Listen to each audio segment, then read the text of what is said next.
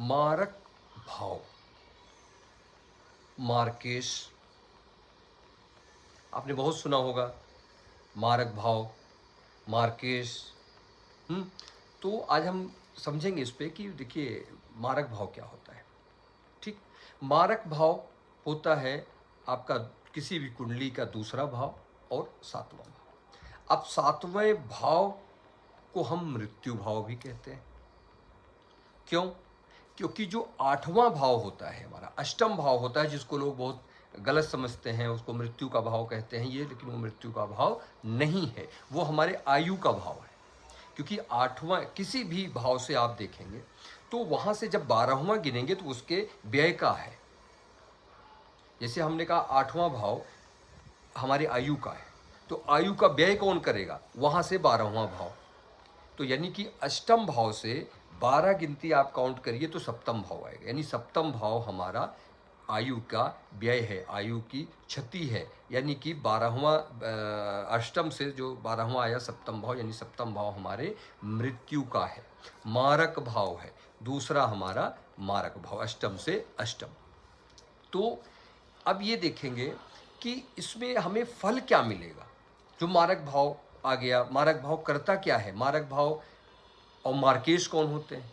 तो मार्केश वो होते हैं जो उस मारक भाव के स्वामी होते हैं, यानी दूसरे भाव के स्वामी और सातवें भाव के स्वामी। ये दोनों क्या होते हैं? हमारे मार्केश हो गए। यानी कि जब भी इनकी महादशा या अंतरदशा आएगी तो ये आपको कष्ट देंगे। ठीक, क्योंकि ये मारक भाव है, बताया। तो अब इसमें प्रॉब्लम क्या है? देखिए, जैसे अब ये सोचिए कि मारक भाव देखेंगे कैसे और क्या फल देंगे। तो देखिए, जैसे अगर हम एक एग्जाम्पल लेते हैं, जैसे मान लीजिए मेष लग्न की कुंडली है, तो मेष लग्न में जो दूसरा भाव होता है और सातवां भाव मारक हो गया, तो दूसरे भाव के स्वामी कौन हुए? शुक्र, क्योंकि वहाँ पे टॉरस है, वृषभ राशि है। और जो सातवां भाव वहाँ के स्वामी राशि है तुला, तुला राशि के स्वामी शुक्र, यानी कि शुक्र दोनों राशि के स्वामी हो गए। तो शुक्र क्या है? शुक्र सौम्य ग्रह है, बहुत सॉफ्ट ग्रह है और धन धान्य देने वाले हैं। तो जब इनकी महादशा चलेगी तो आपको थोड़ा सा शारीरिक कष्ट ना देके आपको मानसिक कष्ट, आर्थिक कष्ट, सामाजिक कष्ट देंगे।